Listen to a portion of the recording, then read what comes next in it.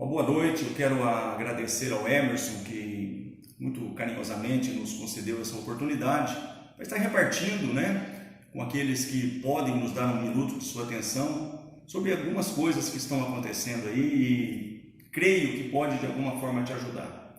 Muitas crises, muitas aflições como essas que nós estamos vivendo, não é algo novo, O próprio salmista, no Salmo 34, versículo 19, diz que muitas são as aflições do justo. E diz ali, mas o Senhor de todas o livra. O próprio Jesus, falando com os seus discípulos, em meio ao seu ministério terreno, disse em João 16, 33, na parte B do versículo, no mundo tereis aflições, mas tende bom ânimo, eu venci o mundo. Então eu queria falar um pouco sobre isso, de aflições, o que está acontecendo com a terra, com a nossa cidade, com a economia, com o governo, Enfim, muitas coisas que envolvem nesse momento essa aflição. O que é essa aflição? Que o salmista diz que seriam muitas, que Jesus também disse isso, no mundo tereis aflições. Para que aflição? Por que somos afligidos? Por que tem que ser muitas as aflições? Queria passar um pouco sobre isso. Em dado momento da história, um homem, crendo que estava fazendo tudo certo, crendo que estava no seu caminho cotidiano, com seus planos, com seus projetos, estava ali um homem cheio de ideias, e ele então quer executar essa ideia. Como isso pegou você de surpresa, pegou a mim, que também milito na área de representação comercial, pegou você empresário, pegou você de todas as classes sociais. Ninguém ficou de fora dessa aflição, ela está afligindo a todos. E esse homem chamado Paulo, que na época era Saulo, estava também passando por essa mesma situação. E caminhando ele com os seus projetos, caminhando ele com todos os seus planos para colocar em prática, subitamente acontece algo e ele é lançado por terra. Algo o aflige, algo o lança por terra, algo o tira o seu terreno, tira o seu chão. Ele imediatamente ali, sem saber o que fazer, ele então pergunta o que está acontecendo, quem é. Ele tem uma experiência com Jesus. E ali Jesus diz para ele, eu sou Jesus a quem tu persegues. Agora isso que eu queria chamar a tua atenção e a minha. Ele estava crente que ele estava fazendo tudo certo. Ele estava crente que ele estava com a vida dele tudo correto, os planos dele estavam tudo certo. Mas ele ouviu essa palavra, eu sou Jesus a quem tu persegues. E ali então ele faz uma pergunta. E essa pergunta é uma pergunta que eu creio que nesse momento é uma pergunta que é a pergunta que todos nós devemos fazer no meio de toda essa aflição, essa crise. Então ele pergunta, Senhor, que queres que eu faça? E ele então é conduzido ali até a cidade de Damasco, ele ouve um discípulo chamado Ananias, e a sua vida é totalmente transformada. Então aquela aflição transformou totalmente a vida de Paulo. Ele entendeu em que situação, em que circunstância ele estava ali, como Jesus disse, por que você me persegue? Ele teve que entender por que ele perseguia, por que o plano dele não era o plano correto para ele naquele momento, e ele tem uma transformação. Então é isso que é a aflição. É nesse sentido que eu quero aqui, se eu puder compartilhar o que o Senhor tem repartido comigo, é que o salmista no Salmo 119, versículo de número 67, diz assim, antes de eu ser afligido, eu andava errado. É o que acontecia com Paulo, só que ele não sabia que ele andava errado. Ele não tinha consciência que ele estava andando errado. Mas o salmista fala, antes de eu ser afligido, eu andava errado, mas agora eu guardo a tua palavra. E no 71 desse mesmo Salmo, Salmo 119, versículo 71, ele diz assim, foi-me bom eu ter sido afligido. Olha isso. Olha o coronavírus, olha tudo isso que você está vendo aí sendo bom. Foi bom eu ter sido afligido, para que eu aprendesse os teus estatutos. Querido, Paulo aprendeu os estatutos do Senhor quando ele foi lançado para o chão. Quando ele caiu, quando ele não conseguiu mais fazer aquilo que naturalmente ele conseguiria fazer na sua vida cotidiana. Mas aquele tombo, aquela aflição fez ele ter uma transformação de vida. É para isso que serve a aflição, por isso que são muitas. Mas se a aflição não me ensinar nada, eu estou sujeito a ter uma próxima aflição. É muito comum você ver em dias como esses, eu fiz questão de anotar aqui, eu vi uma manchete há pouco tempo agora, hoje, dizendo assim, coronavírus ou caos social. Olha que coisa! Sabe aquela velha expressão, saiu do espeto e caiu na brasa? Olha que coisa boa para você escolher, caos social ou coronavírus. Na realidade não é isso que Deus tem para nós. Deus não tem nem caos social e nem muito menos coronavírus, porque o coronavírus pode desencadear uma quantidade tão grande de doentes e enfermos para os hospitais, que as outras patologias não têm condição de sequer serem tratadas. Então não é nós escolhermos entre o coronavírus, entre o ficar em casa, ou entre o sair de casa, entre o trabalhar ou não trabalhar, mas é principalmente entender o que eu tenho que fazer nesse momento. Essa foi a pergunta de Paulo. Senhor, que queres que eu faça nesse caos? Que queres que eu faça nessa queda? Que queres que eu faça nesse momento em que eu perdi o chão? Eu perdi as forças, eu não sei o que fazer. E ele então foi direcionado a algo que ele devia fazer. Meu querido ouvinte, eu quero trabalhar um pouco nessa mesma, direção. Houve em vários momentos da história, momentos em que o Senhor prepara para um Jonas, por exemplo. O Jonas, ele tem uma direção, ele sabe o que ele tem que fazer. E o Senhor conta com ele naquele projeto e dá a ele uma direção. E ele sai daquela direção, ele sai totalmente contrário, ele não faz o que Deus manda fazer. Deus preparou um grande peixe. A aflição veio do próprio Deus. E Deus então faz com que aquele homem que está correndo do plano de Deus, e ele sabe que ele está fazendo errado, ele é ali subitamente também paralisado. A sua caminhada foi interrompida por uma aflição, um grande peixe. Mas lá naquele grande peixe, ele não sabia mais o que fazer, a sua vida estava ali por um fio. Ele então pede misericórdias, ele então fala: o que eu voltei e pagarei. Eu reconheço que eu fiz errado, ele reconhece que ele tinha voto diante de Deus, ele tinha algo que ele tinha feito de compromisso com Deus, e ele deixa de fazer a vontade de Deus para fugir e fazer a sua própria vontade, e Deus prepara um grande peixe. Nesse grande peixe, então, ele tem uma atitude, ele pede misericórdia, Deus faz com que aquele peixe coloque ele na praia, venha a palavra a segunda vez para ele, e ele vai fazer o que Deus mandou ele fazer. Então olha só, ele soube também o que ele tinha que fazer, por ele não fazer, ele foi acometido de uma aflição, então ele aprendeu com aquela aflição. Mas há pouco tempo depois, ele estava inconformado, porque ele não queria a salvação daquela cidade de Nínive. E Deus então prepara uma aboboreira e traz sombra sobre a cabeça dele. Olha que coisa interessante. E ele se alegra, e ele fica ali então, todo animado com aquela situação. Mas Deus prepara, querido, Deus prepara um verme.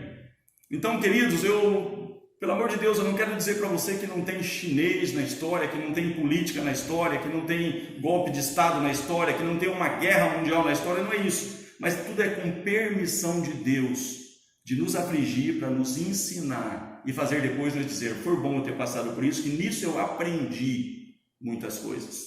E Jonas então, ali dentro de todo aquele cenário, Deus prepara uma sombra, porque a tua provisão, o teu bom andamento na tua empresa, a tua prosperidade só é possível se Deus estiver com você. Se o Senhor não edificar a casa, em vão trabalham aqueles que edificam. Então Deus traz sombra para nós em dados momentos. E ele estava todo feliz com aquela sombra, mas no outro dia cedo Deus preparou um verme, foi lá e comeu a aboboreira, e veio um sol escaldante sobre a cabeça dele, e ele desesperadamente pediu a morte. Olha o que acontece aqui. Deus então mostra para ele: mas você teve dó de uma aboboreira que você não trabalhou por ela? Num dia nasceu, no outro morreu, e eu não vou ter dó e compaixão de uma grande cidade que nem Nínive, que tem 120 mil habitantes. Então, querido, o que Deus quer é salvar a todos.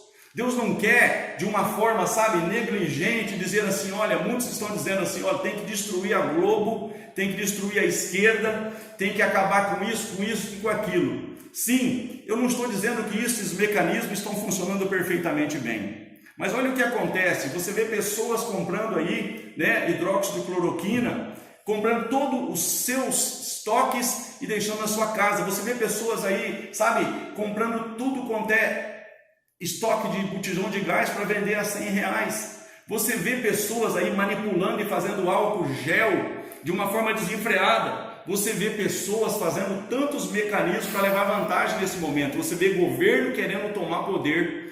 Você vê esquerda, você vê tantos mecanismos, você vê tantas questões onde, a própria mídia e tantas outras questões querendo tomar. É por isso que nós estamos passando por aflições, porque Deus está requerendo de nós um posicionamento correto. Eu queria passar um pouco sobre isso para você, e assim como Deus tem falado comigo, em alguns outros cenários que aconteceu dessa forma. Certa feita tinha um homem chamado Davi, que o próprio Deus estabeleceu para ser um governante. Foi Deus que colocou Davi, como Deus colocou cada um dos governantes que temos hoje no poder. Que é a diferença de um Davi e de um outro governante nesse momento? É justamente essa questão que eu iniciei. Paulo diz: que queres que eu faça? Não é cada um fazer o que quer, porque o homem tem uma situação quando ele está aflito, como aconteceu lá no Éden. No Éden, quando o homem, então, ele vê que ele falha, ele vê que ele cai num caos ali, porque ele fez o que não era para fazer, o que Deus disse para ele não fazer, ele faz, e ele percebe a sua nudez, houve uma aflição ali. E o que ele faz? Ele pega com as suas próprias mãos, ele vai lá na figueira, tira das suas folhas e costura ali um avental e coloca sobre ele. Aquilo foi paliativo. Assim como tantas coisas que o governo hoje, muitos aí empresários, muitos aí até da área de medicina tal, vão fazer agora, é paliativo. É coisa assim, isso vai ser o menos mal. Querido, o que Deus tem para nós é perfeito. A palavra no Salmo 18:30 diz: o caminho do Senhor é perfeito, a palavra do Senhor é aprovada, e Ele é um escudo para todos aqueles que nele confiam. O que Deus tem para nós, querido, é nos livrar de todo esse mal. Mas Deus fala conosco, e eu queria trabalhar até o encerramento dessa minha fala, usando essas palavras, que Deus fala em 2 Crônicas, capítulo 7, versículo 14, ele fala: se eu cerrar os céus, ou se eu enviar os gafanhotos para que consumam o fruto da terra, ou se eu enviar a peste entre o meu povo. Olha que coisa, que são coisas, amados. O coronavírus pode ter várias origens e naturezas, mas é permissão de Deus.